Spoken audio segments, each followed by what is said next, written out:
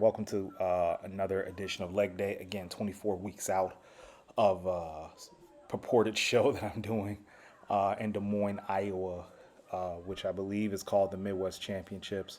Uh, I'll get that name to you on a future video. But in any event, Leg Days have evolved a little bit over the past few weeks uh, as I've kind of profiled in other videos, but let's get right into it. So, standard fare, starting off with some seated hamstring curls, really put some blood into the hamstrings, give it a nice rebound effect. What I have really been focusing on, and it's something that I think you guys should do too if you're watching this video, is to really focus on getting a good stretch at the top. That is the absolute strength of this movement, is that you get a good stretch at the top. Another thing too is that you want to get the hamstrings short as possible. And when I say short, that's just a fancy word for contracted, right? I want you to put a maximum contraction on the hamstrings and just really work hard in getting it into that contracted position. And then I want you to emphasize that stretch. This is the seated hamstring curl is a machine that actually does well in both positions, a stretch position and a contracted position.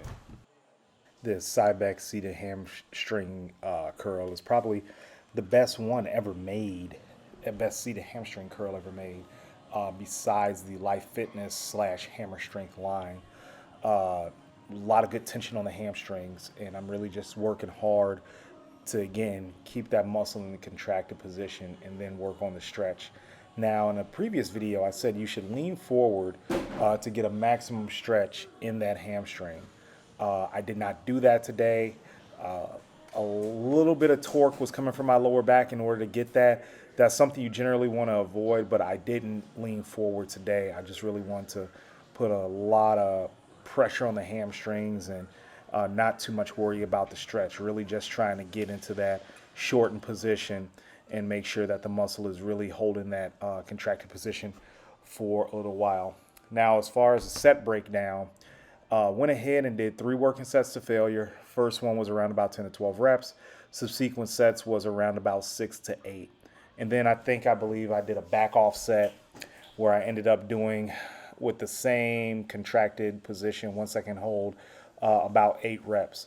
So even the back off set, I try to keep the performance the same, at least as far as these. It wasn't constant tension.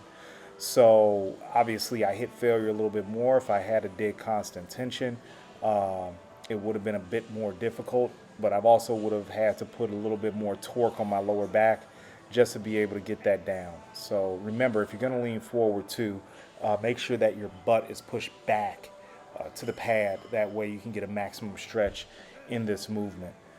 This was a good way to kick off the legs, and we moved on to the adductor next. Now, a brief note on adductors. We're not going to spend too much time here. This is what gives your legs a overall 3D look. Okay, people think of, and Dante Trudell touched on this in a recent Instagram post. Everyone thinks of big legs as just quads or hanging hamstrings, but they absolutely forget that the adductors are a very important part of massive leg development, and you should try to develop those to the max if possible.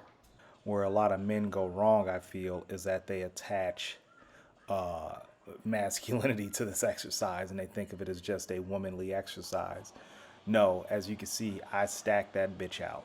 That's 200 pounds that I'm doing, and I think that's about my 4th set of those. So, fellas, if you want a strong squat, if you want big legs, fellas, develop your adductors to the max. It will bring a whole new dimension to your legs. All right, next up we have leg extensions. We're trying to get the quad as short as possible now. Earlier in the video, as you saw, we focused on the hamstring, getting that as short as possible. But now we're focusing on the quadricep. So remember earlier in the year, at one point I was doing 1 set contracted, then another set constant tension, another set with a 3-second negative. Instead of doing 3 different sets like that, I'm really just focusing, seeing is that the leg extension is really the only machine movement that's all quad. I'm really just focusing on its strength and trying to go as heavy as I possibly can while getting that muscle as short as absolutely possible. Quick note on leg extensions and knee health. If you have awful knees, it would benefit you to not go all the way to a contracted position, but just to stop short of a contracted position. This does put a lot of pressure on the knees. I won't even lie to you. My knee health isn't the greatest, but it's not debilitating like a lot of others.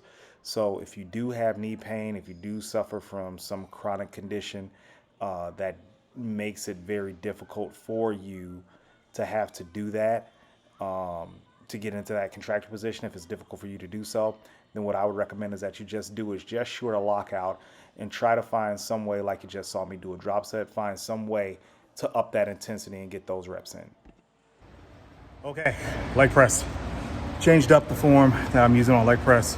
Today we have a generation 1, first generation hip press, leg press by Pendulum Strength here at Iron Heaven. So what I'm doing, instead of putting my feet in what is considered by many a standard position, kind of like shoulder width, maybe inside of shoulder width, what I'm doing is I'm placing them narrow and I'm letting half of my foot hang off that platform.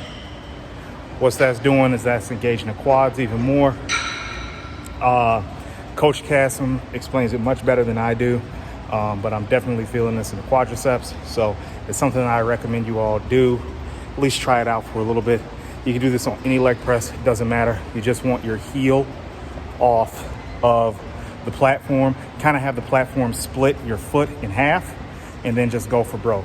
Always be careful on the loading. Don't rush the loading, get the form down first, and just work really hard at it, and get you some big quads. All right, again, first generation hip press by Pendulum. Now, I want you to look at the placement of my feet, okay? So my feet are basically splitting the platform. I really have that bottom half of the platform going through the middle of my foot. And what that's doing, that's making me push through the balls of my feet. And I'm keeping my knees narrow. And what I'm trying to do is I'm putting all the pressure on my quads, all right? I'm trying to just make my quads as relatively short as possible. Not short, I should say. I'm trying to emphasize knee flexion on this. So, again, with this type of stance and with the way that my feet are on the platform, it emphasizes max knee construction. As you can see, my knees are pretty damn close to my chest. If I had my feet up a little bit higher, it would have been more hamstring glute emphasis. So with this, this is a new piece of equipment to Iron Heaven. This is a first generation. I'm used to the second generation one, but this was smooth as butter. 5 plates for about 10 reps, not a problem. Felt really good to do. So I emphasize that you guys should probably try this on a normal leg press as well. Coach Cassim, the guys at N1, are really putting out good information on Instagram in regards to foot placement and how they should be for the pendulum, leg press, and hack squat. So give them a follow. Another setup note here. This is a pendulum squat. This is a Paramount version, but I have a box with some prime wedges on here.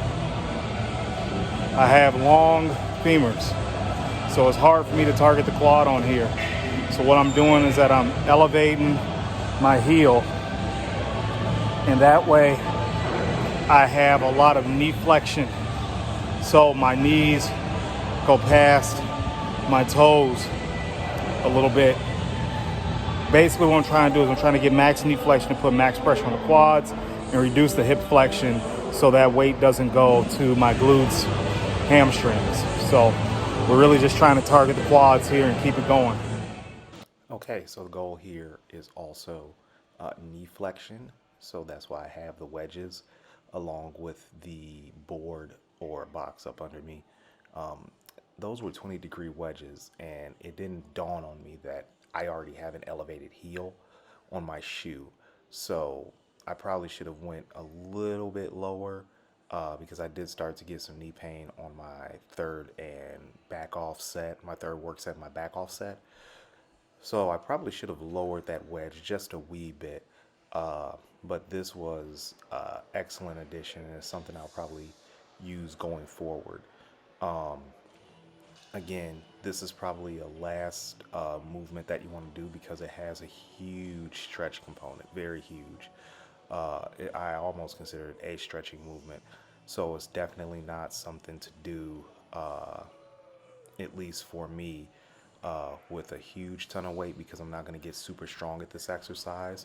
But definitely you want to push the boundaries as far as what you want to do with weight in a stretch position. So if you noticed, I did a contracted exercise first, and I did constant tension, and now I'm doing the stretch. So I worked 3 different phases of what could have been done in one set over 3 different exercises for quads. Work sets were limited to 2 to 3 sets because I do train legs twice a week, so it's no reason to go super bananas, but we'll do some heavy loading on the next leg pump day. That's why I don't do a ton of work sets on my main leg day. And I also do that for hamstring. So that we will have some heavy loading on those days, and we'll just try to beef these legs up as much as possible. Like I said, I'm now 24 weeks out because I've changed the show date. So the show date is November 13th in Des Moines. I had considered doing the Midwest Ironman since my hometown of Chicago is opening up, but that wouldn't have been very, very feasible for me right now. So we're going to keep on cranking, and hopefully I can bring you much more content and value over this time period. There you have it. Legs.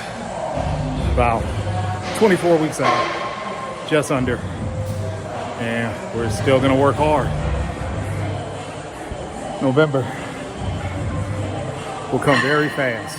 So just working as hard as I possibly can. But if you got any questions, please let me know. Like and subscribe to the channel.